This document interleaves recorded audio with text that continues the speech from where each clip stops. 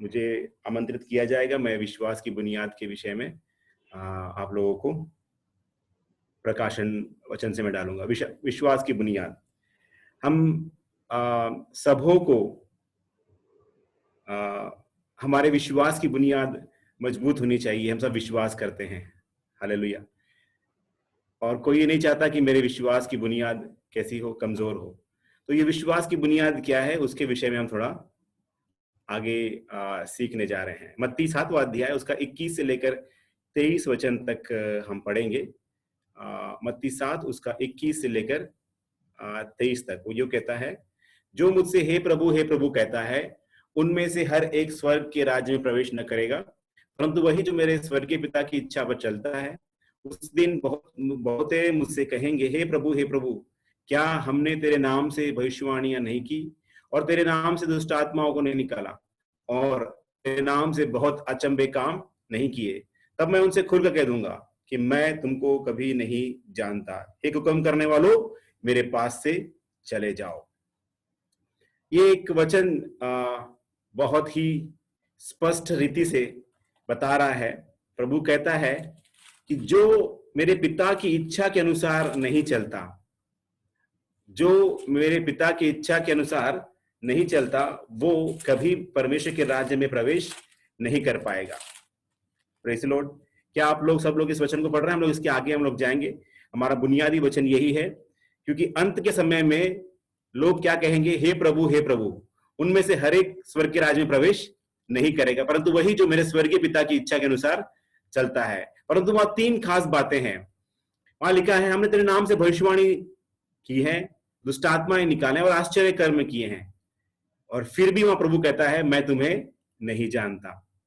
आज का भारत देश में, हिंदुस्तान में देखा जाएगा, मसीही कई लोग ऐसे हैं जो भविष्यवाणी कर रहे हैं, आश्चर्य कर्म कर रहे हैं, अद्भुत कार्य कर रहे हैं, लेकिन क्या हर एक भविष्यवाणी, क्या हर एक परमेश्वर का किया हुआ कार्य, क्या हर एक चीज जो हम कर रहे हैं, क्या ग्रहण योग्य है? कौन सी विषय, कौन सा वचन ग्रहण योग्य है? कौन सा कार्य ग्रहण योग्य है? कौन सा परमेश्वर चाहता है कि हम उस बात को करें जिससे परमेश्वर उसे ग्रहण करे? हालेलुया।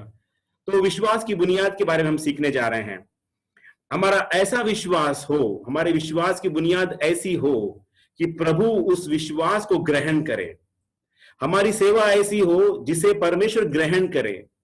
हमारा जीवन ऐसा हो जिसे परमेश्वर ग्रहण करे। हमारी प्रार्थना, हमारा चाल चलन, हमारा उठना बैठना, हमारा जीवन प्रभु ग्रहण करें।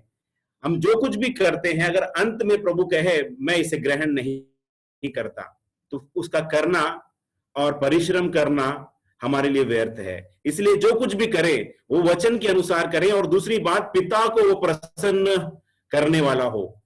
मनुष्य को प्रसन्न करने वाला नहीं, मनुष्य को खुश करने वाला नहीं, खुदा को खुश करने वाला होने पाए। Praise Lord. तो विश्वास की बुनियाद को हमें समझना है, उसके फाउंडेशंस क्या है, उसकी बुनियाद क्या है। हम बिना जाने उसे अगर हम लोग आगे बढ़ेंगे तो कई जगह हमें मुसीबत होगी, तकलीफें आएंगी, जब परेशानी आएंगी तो हमें विश्वास की बुनियाद कमजोर होने के कारण हो सकता है हमारा जो है घर गिर जाए, विश्वास का घर टूट जाए। तो होता क्या है आजकल, लोग क्या है, विश्वास तो करते हैं, लेकिन जब समस्या आती है तो डगमगा जाते हैं, और फिर दूसरों को कहते हैं मेरे लिए प्रार्थना करो, मेरे लिए प्रार्थना करो। ये विश्वास सही नहीं है। हमें किसी दूसरों से प्रार्थना करवाने की जरूरत नहीं है, अगर सर्वशक्तिमान परमेश्वर हमारा पिता है, परमेश्वर है जिसके साथ हम सीधा, क्योंकि जब प्रभु यीशु मसीह क्रूस पर मारा गया, उस दिन क्या हुआ? पर्दा फट गया, मंदिर का पर्दा फट गया। इसका मतलब क्या है? हम यीशु मसीह के द्वारा परमेश्वर के अति पवित्र सिंहासन के पास हम सीधा जा सकते हैं। अभी कोई मध्यस्थ हमें नहीं चाहिए। Praise Lord. हमें कोई और मध्यस्थ नहीं चाहिए। तो हमारे विश्वास की बुनियाद कम होने के कारण हमारा क्या होता है? डगमगा जाते हैं। कई लोगों का विश्वास इस प्रकार से, उनका विश्वास का घर इस प्रकार होता है। इस घर को आप देखकर क्या समझ सकते, क्या इमेजिन कर सकते हैं, क्या सोच सकते हैं? इस घर के घर पहले अच्छा होगा, लेकिन एक तूफान आया, एक आंधी आई और इस घर की बुनियाद को हिला दिया। क्योंकि ये घर बनाया गया ही एक कच्चे मटेरियल से है, लकड़ी से, या थोड़ा बहुत लोहा यहां वहां लगाया गया है। ये घर की हालत ऐसी है। क्या आप चाहते हैं मेरा विश्वास ऐसा हो? हम में से कोई ऐसा है जो चाहता है मेरा विश्वास ऐसा हो? कोई नहीं चाहता। लेकिन प्रॉब्लम यह है, हम सब चाहते हैं मजबूत विश्वास, लेकिन काम जब होता है, जब परेशानियां आती, जब कष्ट आते हैं, तो हमारा जो है हमारे अंदर कमजोरी दिखाई देती है। अगर हमारे अंदर कमजोरी आ रही है तो इसका मतलब यह है डेफिनेटली हमें दोबारा विश्वास को मजबूत करना है। क्योंकि यीशु मसीह बताते हैं कि जो उसके पीछे आना चाहता है, जो हल पर हाथ रखता है, वो पीछे मुड़कर नहीं देखे।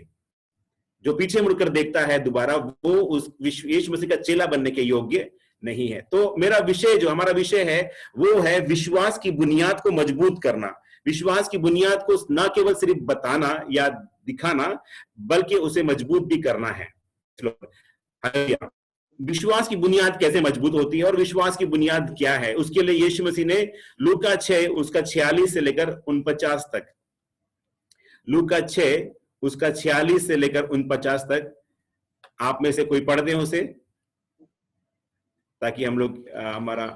तुम मेरा कहना नहीं मानते तो क्यों मुझे हे प्रभु कहते हो?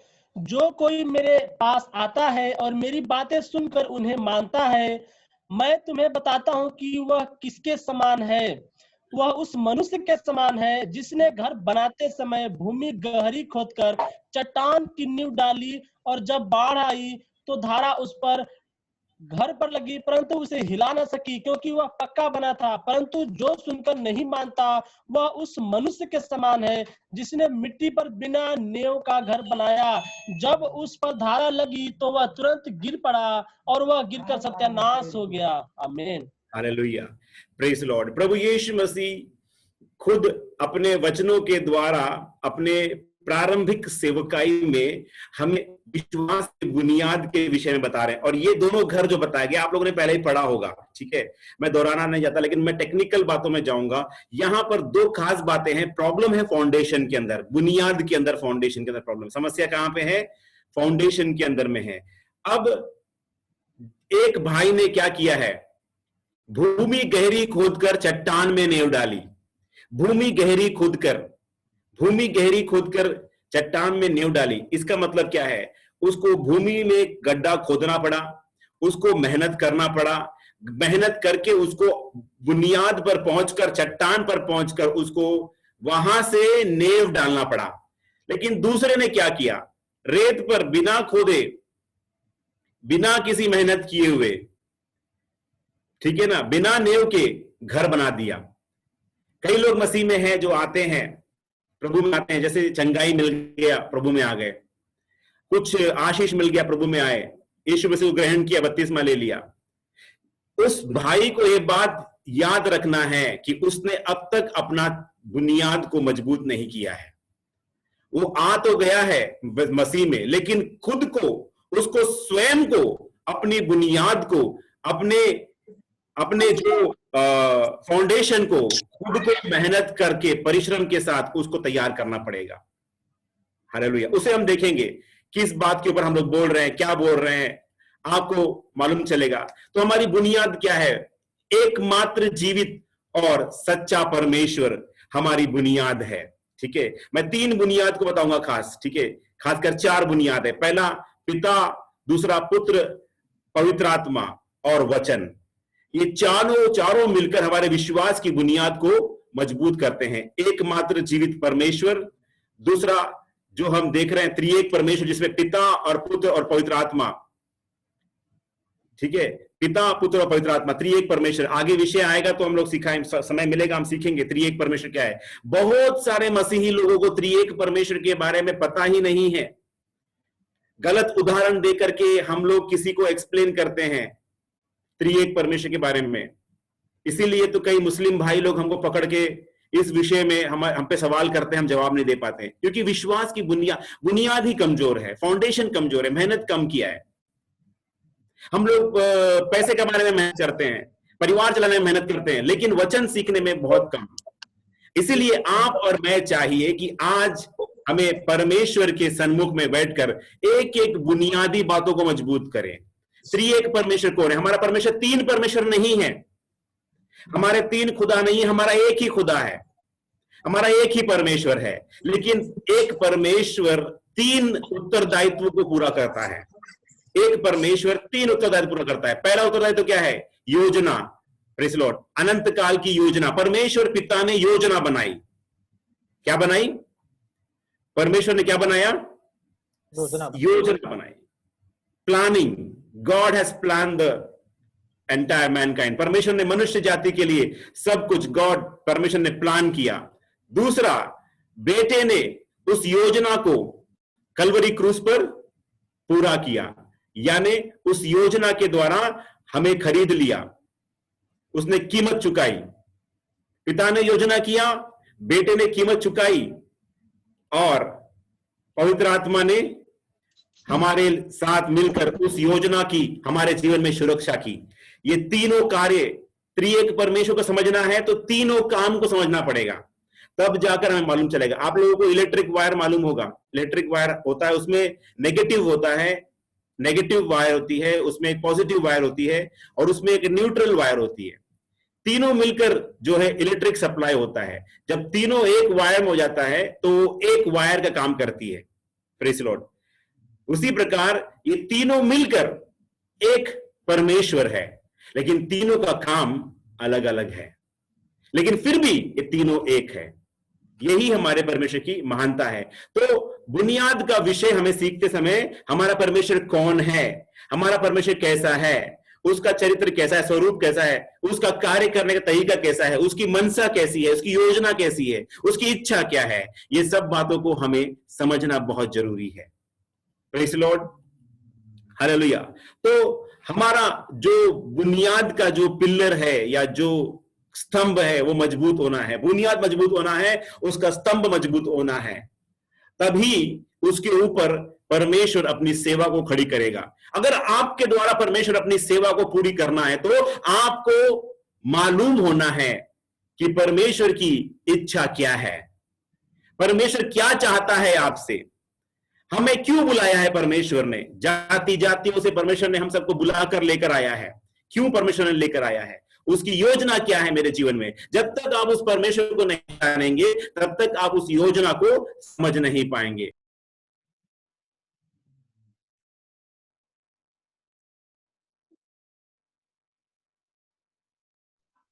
पास्टर, आपका माइक म्यूट हो गया है, चालू कीजिए। अच्छा, अभी आवाज आ रही है? जी पास्टर जी। यस जी। जी।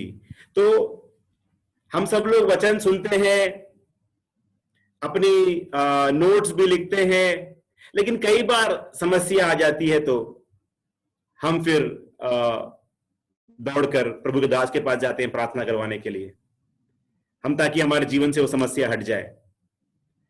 तो बीमारी आती है, आर्थिक तंगियां आती हैं, परेशानियां आती हैं, सब प्रकार की मुसीबतें आती हैं। उस समय हमें लड़ने के बजाय, लड़कर जय पाने के बजाय, हमारा जो है उस समय कई लोगों के मैंने जीवन में देखा है चाल चलन बदल जाता है। वो चर्च में आना बंद कर देते हैं, प्रार्थना करना बंद कर देते हैं, जय मसीह की बोलना ही बंद कर देते हैं। क्यों? जीवन में समस्या आ गई है, परेशानी आ गई है। ऐसा नहीं है। अगर समस्या आई है तो वो मुझे एक एक समस्या का एक जड़ होता है। हम लोग क्या देखते हैं? समस्या देखते हैं, उसका जड़ नहीं देखते हैं। हर एक समस्या जड़ से जुड़ी हुई होती है। आप जड़ को पहचानो। हालेलुया। जब आप जड़ को पहचानोगे, यीशु मसीह क्या करते थे? जब भी कोई पापी आया तो उसको बीमारी, कोई अगर कोई व्यक्ति बीमार आया तो यीशु मसीह क्या करते थे? उसे चंगा करते थे। लेकिन कैसे? शरीर, प्राण, आत्मा तीनों को चंगा करते थे और कहते थे दोबारा पाप ना करना। लेकिन आज क्या हो रहा है कि लोग सोच रहे सर दर्द दे रहा है तो प्रार्थना कर रहे हैं, लेकिन ये नहीं जानना चाहते कि वो सर दर्द क्यों आया है या वो बीमारी क्यों आई है मेरे जीवन में। उसका रूट कॉज जानना बहुत जरूरी है, समस्या जड़ जानना जरूरी है। ये नहीं कि किसी के पास जाकर, पादरी के पास जाकर उसका हाथ अपने सर पर रख दिया और बोला मेरे लिए प्रार्थना कर लो। तो ऐसे क्या हो रहा है आजकल? विशेष कह रहे हैं, लाइन लगाकर खड़े हैं, चर्च में जा रहे हैं, पादरियों के पास, कैथोलिक चर्च में जा रहे हैं, उधर जा रहे हैं, उधर जा रहे हैं, खड़े होकर बोल रहे मेरे लिए प्रार्थना कर दो, समस्या समाधान, समस्या खत्म हो गई, वो भाग गया। कोई हमारे सर पर हाथ रखकर प्रार्थना करने से कुछ नहीं होता। हमारा जीवन बदलना चाहिए, हमारा आत्मिक जीवन, वो जड़, वो हर एक मुसीबत या परेशानी या बीमारी हमें एक जड़ की ओर ले जा रहा है, दिखा रहा है भैया तेरे जड़ को पहचानो, जड़ को पहचानो और समस्या को जड़ से काटकर बाहर निकालो, ना कि हम शॉर्टकट मारें। कैथोलिक कलीसिया में क्या होता है? शॉर्टकट होता है। क्या करते हैं? बीमार है तो बुलाए, पादरी जो फादर होता है वो सर पे हाथ रखकर प्रार्थना कर देते हैं, temporary solution, temporary solution, temporary solution. शारीरिक छुटकारे के लिए नहीं, प्रभु ने हमें आत्मिक छुटकारे के लिए बुलाया है। पहले आत्मा छुटकारा पाना चाहिए, पहले आत्मा छूटे, पहले मन शुद्ध हो, पहले आत्मा शुद्ध हो, फिर हमारा शरीर अपने आप शुद्ध हो जाएगा, फिर अपना शरीर अपने आप शुद्ध हो जाएगा। हालेलुया। हमें शॉर्टकट की ओर नहीं मारना है, हमें शॉर्टकट नहीं जाना है, हमें अनंत काल की और हमें पहचानना है। इसीलिए पहले सदी के लोगों को पहले बता दिया गया था, अगर आप मसीह में आओगे तो तुम मार खाओगे, अगर तुम मसीह में आओगे तो तुमको घर से बाहर निकाल दिया जाएगा। लेकिन फिर भी लोग विश्वास में क्यों आते थे उस समय? क्यों लोग विश्वास में आते थे? क्यों? उसका कारण क्या था मालूम है? क्योंकि उनको बता दिया गया था तुम यीशु मसीह के पास आओगे तो तुम्हें यहां कुछ नहीं मिलेगा, लेकिन जो कुछ भी मिलेगा वो तुम्हें स्वर्ग में मिलेगा, वो तुम्हें नया यरूशलेम में मिलेगा, वो तुम्हें सियोन में मिलेगा, वो तुम्हें खुदा के घर में मिलेगा। तुम्हें यहां पर तुम्हारा जमीन छीन लिया जाएगा, तुम्हारा घर छीन लिया जाएगा, तुम्हें घर से बाहर निकाल दिया जाएगा, लेकिन तुम घबराना नहीं, डरना नहीं, प्रभु यीशु तुम्हारे साथ है। Hallelujah, praise the lord. प्रभु तुम्हारे साथ है, इसलिए हमें हमारे बुनियाद को मजबूत करना है। जड़ को ना देखते हुए ऊपर पेड़ को देखते हैं, हम पेड़ की ओर ना देखें, हम जड़ की ओर देखें, ताकि हम गहराई में जाकर समस्या को पहचाने और समस्या का जड़ से समाधान करें। ठीक है, आप जब अंटार्कटिका में जाएंगे, अंटार्कटिका यानी जहां समुद्र बर्फीला समुद्र होता है, बर्फ होता है, वहां पे -55, -60, -65 डिग्री टेम्परेचर होता है। वहां पर जो होता है ना समुद्र में, कई बार कैसे होता है, समुद्र के ऊपर में जो है ना, पानी के सतह के ऊपर बर्फ का पहाड़ दिखता है, छोटा सा पहाड़ दिखता है, लेकिन वो जो पहाड़ है वो उससे बड़ा, उस पानी के अंदर में बहुत बड़ा जो है आइस क्यूब होता है, या वो जो पत्थर जो होता है, बड़ा पहाड़ जो होता है, वो पानी के अंदर ज्यादा बड़ा होता है, ऊपर कम दिखता है लेकिन नीचे ज्यादा होता है। इसी प्रकार हमारा पाप भी होता है, हमें दिखता है ऊपर छोटा मोटा, लेकिन उसका रूप अंदर बहुत भयानक होता है, बहुत भयानक होता है। उसे समझना बहुत जरूरी है। ऊपर समस्या को देखकर हम शॉर्टकट से निकल जाते हैं, लेकिन इस प्रकार से नहीं, लेकिन हम समस्या का जड़ तक पहुंचे। और समस्या का जड़ क्या है? हमारे विश्वास की कमजोरी। विश्वास की कमजोरी सबसे बड़ा जड़ का हिस्सा है, जिसे हमें सुधारना है, जिसे हमें करेक्ट करना है, हमें मजबूत करना है। जिसने अपने जड़ के ऊपर मजबूती से काम कर लिया, जिसने अपने बुनियाद के ऊपर मजबूती से काम कर लिया, उसको कोई तूफान गिरा नहीं सकता, कोई उसको उखाड़ नहीं सकता, क्योंकि वो प्रभु यीशु मसीह के साथ जड़ से जुड़ा हुआ है। उसका जड़ यीशु मसीह के साथ जुड़ा हुआ है। Hallelujah, praise the Lord. बाहरी तौर से नहीं, अंदरी तौर से वो जुड़ा है, अंदर खुदा के साथ जुड़ा हुआ है, अंदर उसके अंदर में पवित्र प्रेम प्रभु चढ़ रहा है। बाहर से हो सकता है गरीब हो, बाहर से किराया देने के लिए पैसा नहीं हो, बाहर से खाने के लिए पैसा नहीं हो, बाहर से कपड़े पहनने के लिए नहीं हो, बाहर से समस्याएं हैं, बाहर से परेशानियां हैं, लेकिन अंदर वो आनंद और खुशी और महिमा और जलाल और हालेलुया प्रभु यीशु मसीह के अनुग्रह से भरा हुआ है। वचन कहता है, ना मनुष्य केवल रोटी से नहीं, लेकिन परमेश्वर के हर एक जीवते वचन जो उसके मुंह से निकलता है वो जिंदा रहता है। और उसका सबूत क्या है? हालेलुया, मैं हालेलुया हर परिस्थिति में जिंदा रह सकता हूं। हालेलुया, खुदावन प्रभु यीशु मसीह ने दिया हुआ अनुग्रह के द्वारा, वचनों के द्वारा हर परिस्थिति में हम जब जी के दिखाते हैं, तब क्या होता है? लिखा हुआ वचन हमारे जीवन में पूरा होना है। लिखा हुआ वचन, जो वचन लिखा हुआ है वो क्या है? लिखा हुआ वचन क्या होता है? उसका मतलब होता है लोगोस।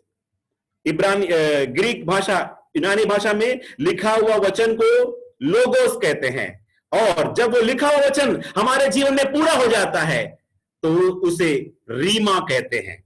रीमा, लोगोस रीमा होना है। लिखा हुआ वचन मेरे जीवन में पूरा होना है। तो वो कैसे होगा? जैसे उदाहरण के तौर पर मत्ती 4 अध्याय में लिखा है, मनुष्य केवल रोटी से नहीं लेकिन परमेश्वर के मुख से निकलने वाले हर एक वचन से जीवित रहेगा। तो मुझे आज मैंने उपवास रख लिया है, मुझे भूख लग रही है, लेकिन मैं क्या बोलूंगा? प्रभु तेरे मत्ती 4 अध्याय उसके हालेलुया वचन 14 अध्याय में लिखा है, प्रभु हालेलुया मनुष्य केवल रोटी से नहीं लेकिन हर एक वचन जो तेरे मुंह से निकलता है उसे जीवित रहेगा। तो मैं आज प्रभु भूखा रहूंगा, चाहे मर जाऊं फिर भी मैं खाऊंगा नहीं प्रभु, मैंने निर्णय लिया है। तो वो क्या हो गया मेरे अजीजों? Praise the Lord. उस समय उस भाई ने हालेलुया क्या कर लिया? फैसला कर लिया। तो प्रभु ने उसे शक्ति दी, प्रभु ने उसे सामर्थ दी, प्रभु ने उसे बल दिया। हालेलुया। उपवास में खड़ा है, काम भी कर रहा है, ड्यूटी भी कर रहा है, फिर भी उपवास में वो खड़ा है। इसका मतलब क्या है? लोगोस रीमा हो गया, लिखा हुआ वचन मेरे जीवन में पूरा हो गया। ऐसे धीरे धीरे एक एक वचन आपके जीवन में पूरा होता जाएगा तो आपका बुनियाद मजबूत होता जाएगा। हम सिर्फ वचन सुन रहे हैं लेकिन वचन के अनुसार चलना है, चलने में हमें शक्ति और सामर्थ मिलती है। हालेलुया। वहां लिखा है, जब तुम मेरा कहना नहीं मानते तो मुझे क्यों प्रभु प्रभु कहते हो? जब तुम मेरा कहना नहीं मानते। देखिए, एक बेटी एक मां से रूठी हुई है, बात नहीं मान रही है बेटी मां की, तो वैसे ही प्रभु कहता है तुम मेरी बात क्यों नहीं मानते हो? जब तुम मेरे कहना नहीं मानते तो मुझे क्यों प्रभु प्रभु कहते हो? हालेलुया। हमारे विश्वास की बुनियाद में कमजोरी क्यों है? क्योंकि हालेलुया हमारे परमेश्वर के वचन के अनुसार हमने उसकी बात को नहीं माना है। हालेलुया। तो भूमि खोदकर चट्टान की नींव डालना है, उसका मतलब क्या है? पढ़िएगा याकूब 2 का 21 और 22। याकूब 2 का 21 और 22।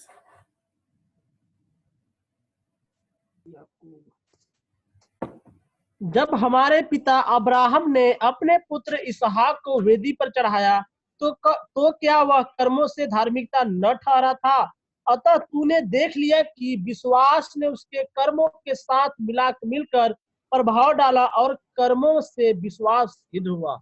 हालेलुया। कर्मों से विश्वास सिद्ध हुआ। Praise the Lord. इसका मतलब यह है सिर्फ विश्वास करना काफी नहीं है, विश्वास के अनुसार हमें कदम बढ़ाकर हमें चलना है, हमें वचन के अनुसार चलना है। क्योंकि शैतान भी विश्वास करता है। क्या करता है शैतान? शैतान भी विश्वास करता है कि परमेश्वर है, जीवित परमेश्वर है, जिंदा खुदा है, वो भी डरता है परमेश्वर से। तो फिर उसमें और हम में क्या है फर्क? कोई फर्क है कि नहीं? पढ़िएगा याकूब 2 अध्याय उसका 19 वचन। याकूब 2 का 19। याकूब 2 का 19। तुझे विश्वास है कि परमेश्वर है, तो अच्छा करता है।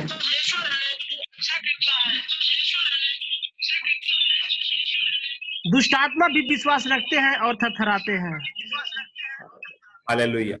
Praise the Lord. वहां लिखा है दुष्टात्मा भी विश्वास रखते हैं और थरथराते हैं।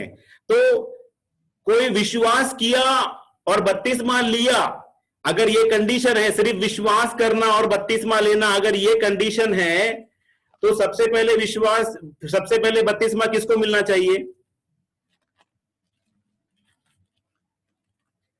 सबसे पहले बपतिस्मा किसको मिलना चाहिए? इसके अनुसार शैतान को बपतिस्मा मिलना चाहिए। हालेलुया। एकदम करेक्ट लक्ष्मण भाई ने बोला, एकदम करेक्ट बोला।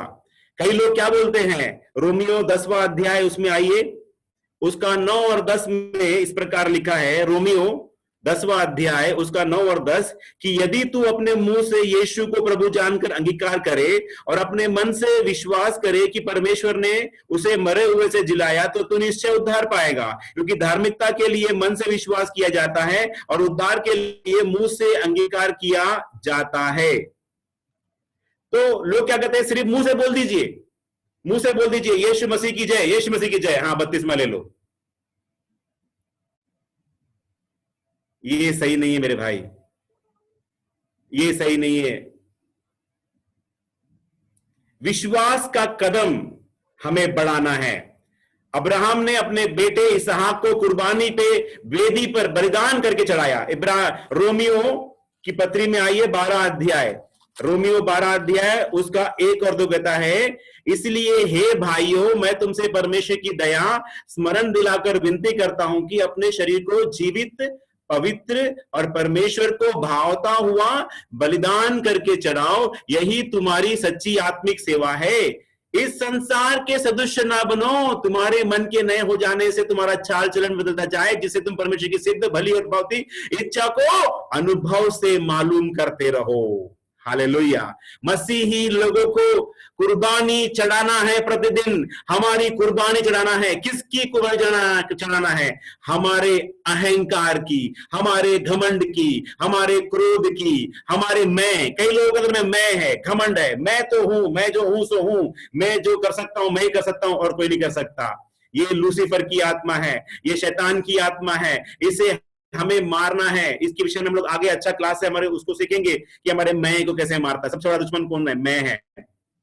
तो प्रतिदिन हमें विश्वास के कदम में आगे बढ़ना है, विश्वास के अनुसार हमें आगे बढ़ना है। पढ़िएगा दूसरा कुरिन्थियों 13 अध्याय उसका 5 और 6 में इस प्रकार है, उसका 5 और 6 में लिखा है, अपने आप को परखो कि विश्वास में हो कि नहीं, अपने आप को जांचो, क्या तुम अपने विषय में यह नहीं जानते कि यीशु मसीह तुम में है, नहीं तो तुम निकम्मे निकले। पर मेरी आशा है कि तुम जान लोगे कि हम निकम्मे नहीं। विश्वास को परखा जाना चाहिए।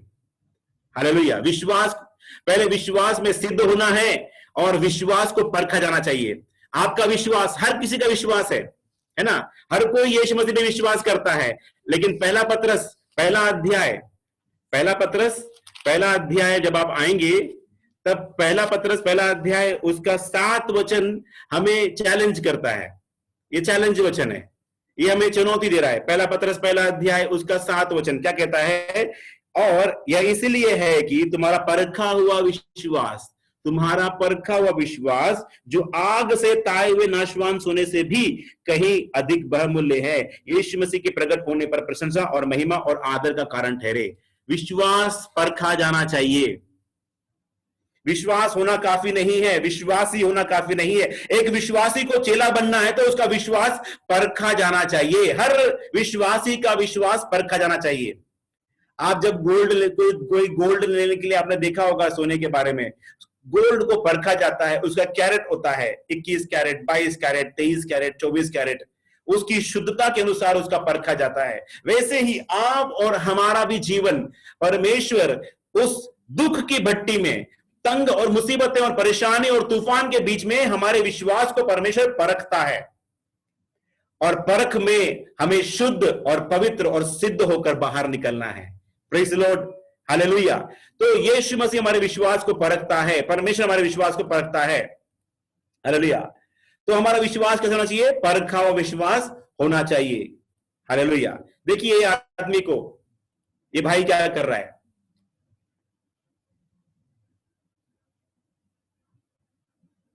ये घर बनाने के लिए बुनियाद गड्ढा खोद रहा है, फाउंडेशन खोद रहा है। ये चाहता तो ऊपर से बल्ली गाड़ के अपना घर बना सकता था। उसको मालूम है तूफान आएगा तो घर मेरे ऊपर ही गिर जाएगा, इसीलिए वो गहरा गड्ढा खोद रहा है। भाई ध्यान रखना, आप लोग सब लोग ध्यान से सुनना। मसीही लोग ध्यान से सुने। विश्वास की बुनियाद को मजबूत करो। हमारे विश्वास की बुनियाद को स्थिर करना है, मजबूत करना है, बहुत ही दृढ़ करना है, क्योंकि वो लड़ाई जरूर होगी। शैतान जरूर हमसे लड़ने आएगा, जरूर तूफान आएगा, जरूर मुसीबतें आएंगी, लेकिन हमारा विश्वास का बुनियाद अगर चट्टान पर डाला गया है तो कोई भी शक्ति हमें तोड़कर नीचे नहीं गिरा सकती। Hallelujah, praise the Lord. समस्या तो हमारे जीवन के आखिरी दम तक आते रहेगी। हम मर जाएंगे फिर भी शमशान घाट में मसीह ईसाई लोग क्या करते हैं, भैया ये क्रिश्चियन नहीं है, मेंबर नहीं बना, कैथोलिक मेंबर नहीं बना, मेथोडिस्ट मेंबर नहीं बना, गाड़ो मत इसको, इधर लेके जाओ उधर लेके जाओ। मेरा भाई ऐसे ही हो रहे थे, उनके पिताजी मेथोडिस्ट चर्च में छत्तीसगढ़ में जगदीशपुर में वहां पे सेवा की है उन्होंने, लेकिन बच्चों ने जो है बपतिस्मा लेकर नया जन्म पाया, नई कलीसिया में जाने लगे, तो वहां के लोग विरोध किया। बाप पिताजी जब मर गए तो उन्होंने गाड़ने से इनकार कर दिया। 6 घंटे वो कब्रिस्तान के आगे खड़े रहे। मसीही लोग को गाड़ने, मसीही पादरी को गाड़ने नहीं दे रहे। तो मरने के बाद में भी समस्याएं हमारे जीवन में आती रहेगी। इस प्रकार से आपको मुझे चिंता करने की जरूरत नहीं है मेरे अजीजों, हमें किसी बात की चिंता करने की जरूरत नहीं है, क्योंकि जगत के आखिर तक मैं तुम्हारे साथ हूं करके यीशु मसीह ने वादा दिया है। अगर आप मत्ती 28 उसका 20 पढ़ेंगे, आखिरी वादा यीशु मसीह ने क्या कहा, मैं जगत के आखिर तक तुम्हारे साथ रहूंगा। पढ़िए उसको, मत्ती 28 उसका 20 पढ़िए, वादा है, सबसे आखिरी वादा। ये वादा बोलकर यीशु मसीह ऊपर चला गया, पिता के यहां चला गया। Hallelujah, praise the Lord. तो समस्याओं की ओर मत देखें, वो गोलियत के समान खड़ा होगा, लेकिन आपको घबराना नहीं है। आपको हालेलुया समस्या को अपने ऊपर लेकर ना चले। समस्याओं को हमें दबाते हुए चलना है। जकरिया की पुस्तक 10वां अध्याय में जकरिया कहता है, अगर आप निकालेंगे जकरिया की पुस्तक, एक विश्वासी की पहचान क्या होती है मालूम है? देखिए जकरिया नबी की पुस्तक में आएंगे,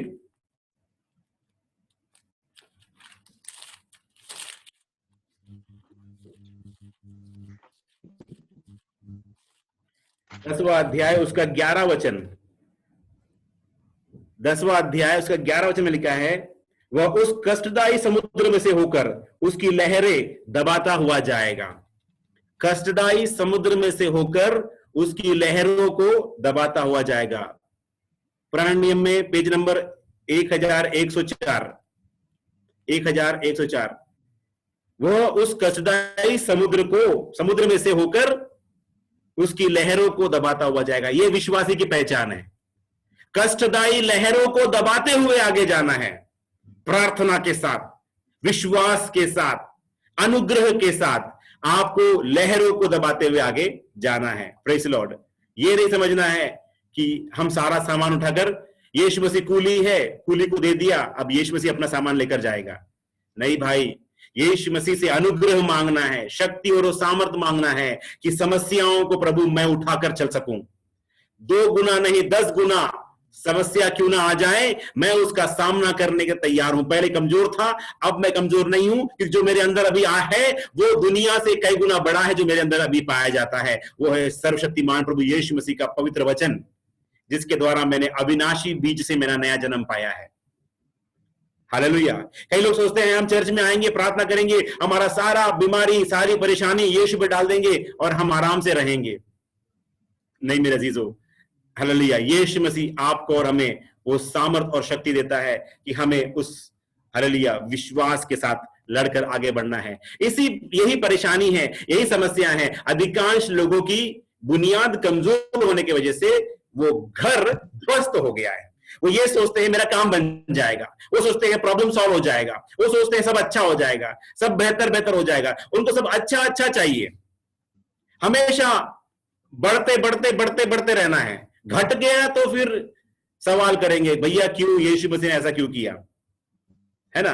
नहीं मेरे अजीजों, हमें ये बात जानना है, जितना हम तकलीफ और मुसीबत में जाएंगे उतना हमारा विश्वास मजबूत होता है। Hallelujah, praise the lord.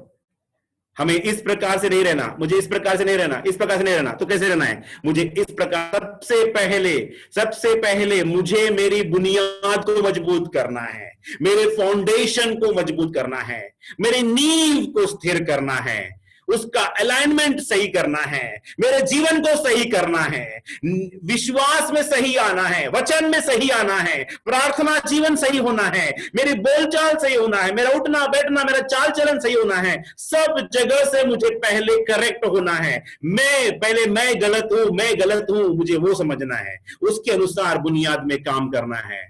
प्रभु यीशु मसीह के नाम की महिमा हो। जब हम फाउंडेशन काम करते हैं, आप लोगों को मालूम होगा, जितने लोग अलाइनमेंट करते हैं, फाउंडेशन डालते हैं, बुनियाद डालते हैं, नीचे सरिया, लोहा, लोहा, मजबूत लोहा, कंक्रीट, स्ट्रॉन्ग फाउंडेशन डालते हैं। समय लगता है, नहीं लगता है?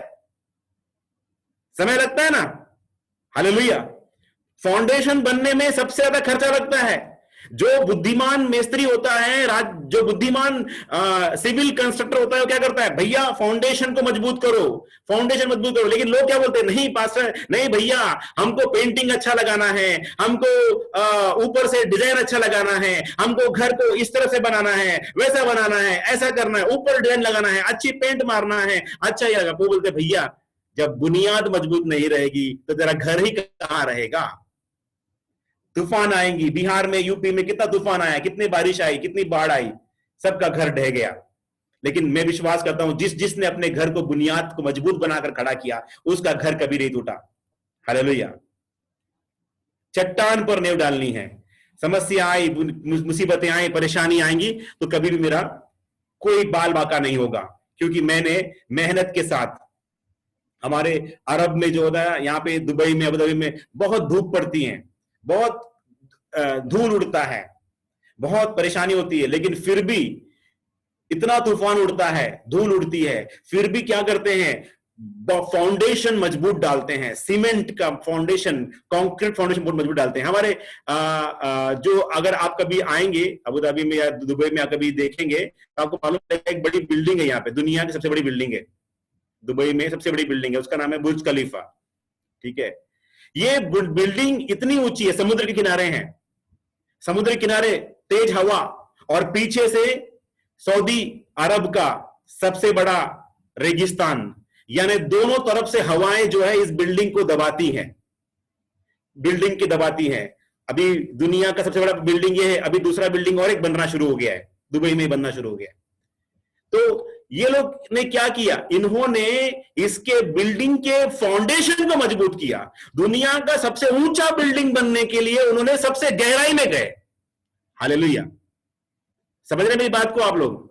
दुनिया का सबसे ऊंचा बिल्डिंग बनने के लिए उन्होंने सबसे गहराई में गए। ऐसी प्रकार आपको प्रभु में ऊंचा उठने के लिए सबसे बड़ी बात है, आप विश्वास की बुनियाद की सबसे गहराई में जाइए, सबसे जड़ के अंदर जाइए, कंक्रीट और एकदम बुनियाद को डालिए, यीशु मसीह के साथ एकदम मजबूत रिश्ता आप कायम कीजिए। फिर देखिए परमेश्वर आपको जगत के अंत तक, कोने कोने में ले जाकर परमेश्वर हमें इस्तेमाल करेगा। Praise the Lord, hallelujah.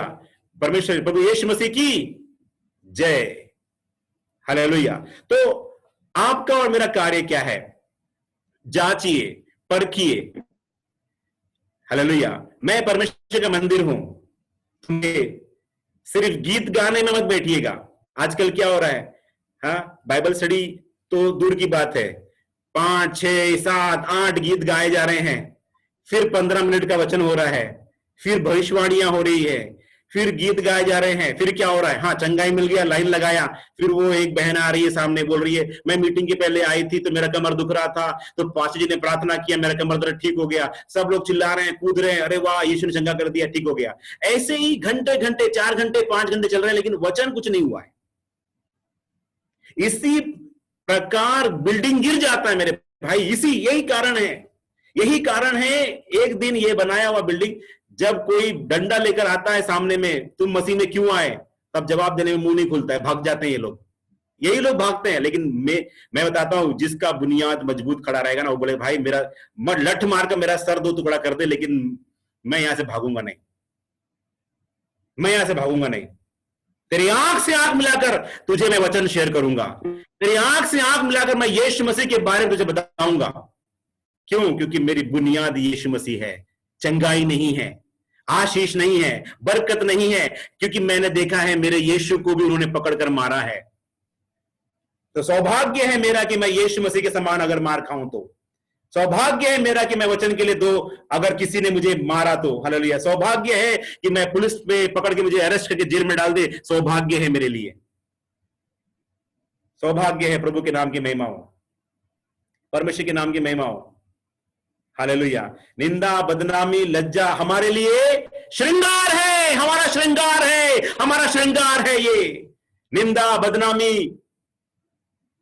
दुख, मुसीबत और क्लेश हमारे लिए दुल्हन के लिए श्रृंगार है, श्रृंगार है, श्रृंगार है, साज है, सज्जा है हमारे लिए। यीशु मसीह की दुल्हन नित्य हालेलुया प्रभु के लिए दुख उठाने के लिए तैयार रहे। Praise Lord, hallelujah. तो भाई साहब, हम एक विश्वास करें, अपना प्रण करें, हिम्मत से हालेलुया दृढ़ता से बने रहें कि मैं मेरी बुनियाद को मजबूत करूंगा। हालेलुया, बोलिए, मैं अपने विश्वास की बुनियाद को मजबूत करूंगा, मैं अपने विश्वास की बुनियाद को मजबूत करूंगा। हम सब लोग मिलकर कहेंगे, मैं अपने विश्वास की बुनियाद को मजबूत करूंगा, मैं अपने विश्वास को बुनियाद को मजबूत करूंगा। हालेलुया।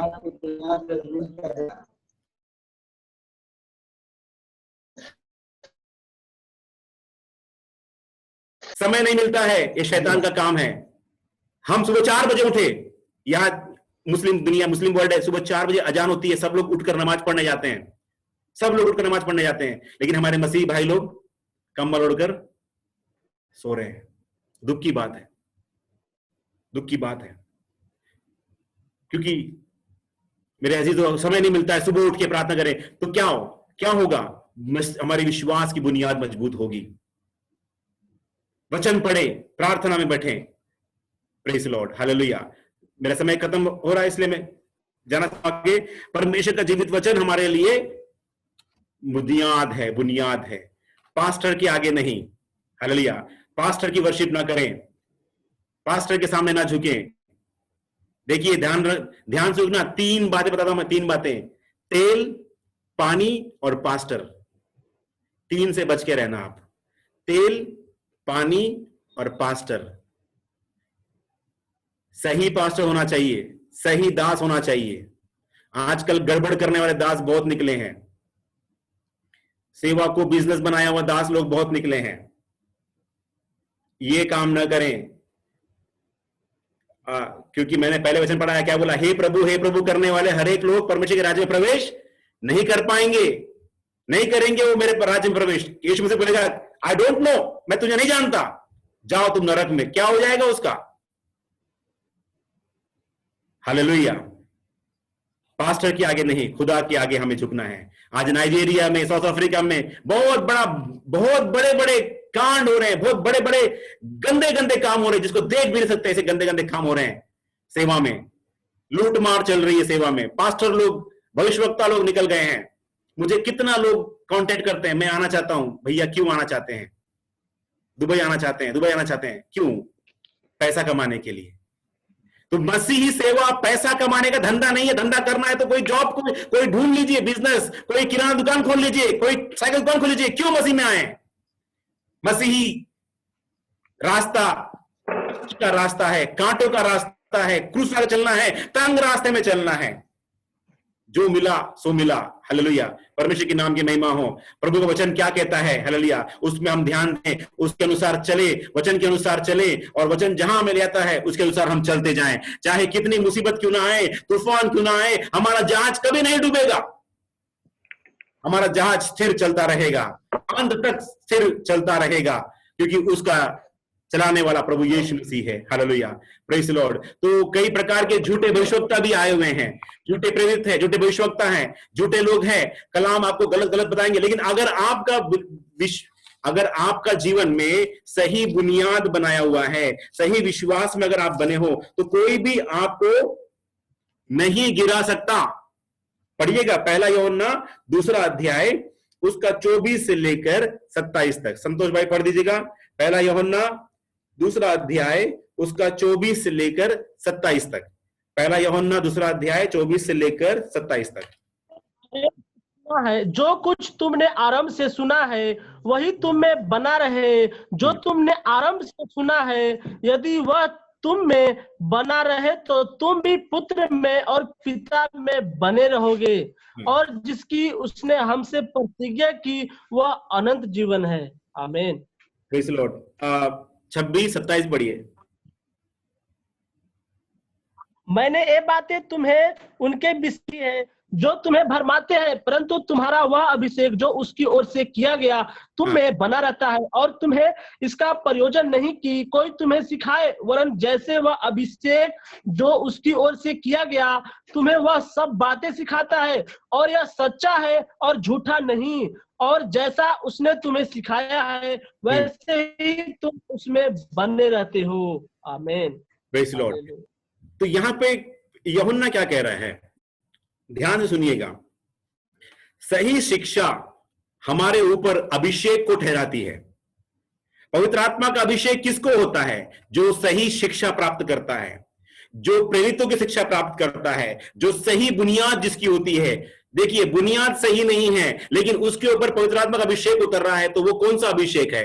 वो यीशु का अभिषेक नहीं है, वो कोई और अभिषेक है, कोई और अभिषेक है, कोई और अभिषेक है। एक भाई प्रचार कर रहा था, मैंने उसको पकड़ लिया क्योंकि उसके मुंह से दारू की शराब की बू आ रही थी। वो बाइबल लेके प्रचार कर रहा था। मैंने बोला बाइबल छीन लिया उसके हाथ से। उसने बोला बाइबल क्यों ले लिया आपने मेरे हाथ से? मैंने तेरे हाथ से बाइबल ले लूंगा मैं, मेरा अधिकार है मुझे लेने का। तुम शराब पी के वचन बांटते हो। हम सभी लोगों को ध्यान रखना है, अगर आपका जीवन सही है तो लोगों जो गलत है उसको सुधारो, देखते मत रहो। और यहां पे कह रहा है जो सही शिक्षा मिलती है तभी आपके ऊपर अभिषेक उतरता है। सही शिक्षा हमारे ऊपर अभिषेक देता है। अभिषेक क्या करता है? ये गलत उपदेश, कोई भी गलत उपदेश आपको देना शुरू कर दे तो आप क्या करते हो? तलवार लेके खड़े हो जाते हो, बोले भैया ये गलत उपदेश है, काटो इसको। अगर मैंने अब तक जो प्रचार किया है उसमें से कोई भी बात गलत है, तुरंत आप काटिए उसको। आपका हक है, अधिकार है, क्योंकि आपके ऊपर जो सही बुनियाद डाली गई है वो बुनियाद में कोई गड़बड़ी ना आने पाए। आपको तलवार लेके खड़े होना पड़ेगा। अदन की वाटिका में चारों ओर परमेश्वर ने क्या किया? तलवार, आंख का तलवार लगाकर बाड़ी बांध दिया, कोई अंदर आकर गड़बड़ी ना कर सके। हालेलुया, प्रेज़ द लॉर्ड, परमेश्वर के नाम की महिमा हो। इसीलिए आज विश्वासियों को अधिकार के साथ कलीसिया में खड़े होना है, वचन की तलवार लेकर के कोई गड़बड़ी करने वाला अंदर ना घुस सके। हालेलुया। कई लोग क्या कर रहे हैं? तोल मोल के वचन को बांट रहे हैं। कई लोग क्या कर रहे हैं? मिलावट कर रहे हैं। अच्छा दूध में पानी मिलाकर मिक्स करके लोगों को बांट रहे हैं। इससे हालेलुया, वचन में मिलावट करने वालों को भी वो भी पाप है और वो हमारे विश्वास की बुनियाद में नहीं आता है। हालेलुया। ताकि हम ये, मेरे अजीजों, हम ये बात जानना है कि कई लोग देखिए क्या होता है, जब वचन बांटते हैं तो क्या वो क्या कहते हैं? हमें समझ में नहीं आ रहा है, समझ में नहीं आता क्या बोल रहे हैं। लेकिन अगर कोई पैसों के बारे में बातचीत करेंगे तो सब समझ में आता है। कई लोग है ना, समझ में आता है। कोई बिजनेस के बारे में बात करो या नेटवर्किंग के बारे में बात करो, कुछ भी बोलो तो समझ में आएगा। लेकिन वचन में क्यों समझ में नहीं आता? क्योंकि मन नहीं लगाते हैं। मन नहीं, हम मन को बांधे, हम मन को बनाए, वचन को सीखने के लिए मन बनाए, बुनियाद को मजबूत करने के लिए हम लोग मन बनाए। हालेलुया। इस संसार के शैतान ने क्या कर दिया? 2 कुरिन्थियों 4:4 में क्या लिखा है? 2 कुरिन्थियों 4:4 में क्या लिखा है? और उन अविश्वासियों के लिए जिनकी बुद्धि को इस संसार के ईश्वर ने अंधी कर दी है, ताकि मसीह जो परमेश्वर का प्रतिरूप है उसके तेजो में सुसमाचार का प्रकाश उन पर ना चमके। हालेलुया। आंख अंधी कर दी है। इसलिए पूरी ताकत के साथ हमें क्या करना है? वचन को सीखना है, वचन पर चलना है, वचन के अनुसार खड़े होना है, अपना मन लगाना है वचन को सीखने में। हर समय हर जगह वचन वचन वचन वचन, और वचन के अनुसार हमें चलना है। वचन ही मेरा जीवन, प्रार्थना ही मेरा जीवन करके चलना है। हालेलुया। प्रभु की आराधना करते हुए, स्तुति करते हुए चलना है। हालेलुया। दुनिया का सबसे बड़ा साइंटिस्ट एल्बर्ट आइंस्टाइन कहता है, Bible is a great source of wisdom and consolation and should be read frequently. यानी बाइबल मेरे जीवन में सबसे बड़ा ज्ञान का स्रोत है। मैं हमेशा हमेशा बाइबल पढ़ता हूं और बाइबल से मैंने बहुत सी चीजों को प्राप्त किया है। हालेलुया। इसलिए आप एक बात को ध्यान रखें, हालेलुया, जो वचन पढ़ता है परमेश्वर उसी को अपना भेद खोल के देता है। हालेलुया। और जो वचन खोलता है, हालेलुया, जो वचन पढ़ता है परमेश्वर उसी को अपना भेद खोल कर देता है। जो प्रार्थना करता है उसी को परमेश्वर अपना भेद खोल कर देता है। आप क्या बनना चाहते हैं? जिसको परमेश्वर चुनता है, जो वचन के अनुसार चलता है, जो वचन पढ़ता है, प्रार्थना करता है, उसी को परमेश्वर अपना भेद खोलकर प्रकट करता है। हालेलुया। इसीलिए मैं आखिरी बताना चाहता हूं, 9 बातें हैं हमारे विश्वास की बुनियाद की। आखिरी बात है, 9 बातें हैं, ठीक है। सबसे पहला है पापों की क्षमा। मैं वचन रेफरेंस, मेरे पास समय नहीं है पढ़ने के लिए, मैं इसीलिए आपका ये, आप लोग पिक्चर ले लीजिएगा, फोटो अगर लेना चाहते ले सकते हैं, या फिर मैं इसको स्क्रीनशॉट लेकर मैं भाई को भेज दूंगा, भाई संतोष को। पापों की क्षमा, पहला बुनियाद। दूसरा, पानी का बपतिस्मा, सही रीति से पानी का बपतिस्मा। तीसरा, पवित्र आत्मा का अभिषेक। चौथा, रोटी तोड़ना और संगति करना। पांचवा, प्रेरितों की शिक्षा यानी तालीम हासिल करना। छठवा, अलगाव का जीवन, संसार के साथ नहीं प्रभु के साथ चलना। सातवां, दिव्य चंगाई, हमेशा हर बात पे दवाई नहीं खाना है, हर बात पे डॉक्टर के पास नहीं भागना है, प्रार्थना करके लड़कर जय पाना है। अगर समस्या बढ़ गई है तो बात अलग है, लेकिन अगर आपका विश्वास मजबूत होना है तो आप स्वयं प्रार्थना करके चंगाई प्राप्त करना है। हालेलुया। 8वां है पवित्रता का जीवन, और 9वां है यीशु मसीह का गुप्त आगमन। मेरे पास समय नहीं था इनको खोल के बताने के लिए। ये बहुत हमारे विश्वास की बुनियाद है, फाउंडेशन ऑफ आवर फेथ, हमारे उद्धार का चरण है, एक एक चरण है। इस चरण पर आपको बुनियाद कायम रहना है। प्रभु आपको आशीष करे। हमारा आज का विश्वास की बुनियाद का भाग खत्म हो गया। मैं धन्यवाद करता हूं आप लोगों के समय के लिए और आप लोगों के अपॉर्चुनिटी के लिए, आप लोगों ने मौका दिया, इसके लिए आप लोगों का धन्यवाद। प्रभु आप सबों को आशीष करे। God bless you. पास्टर जी आपको बहुत बहुत धन्यवाद। परमेश्वर आपको बहुत आशीष से इतना कीमती समय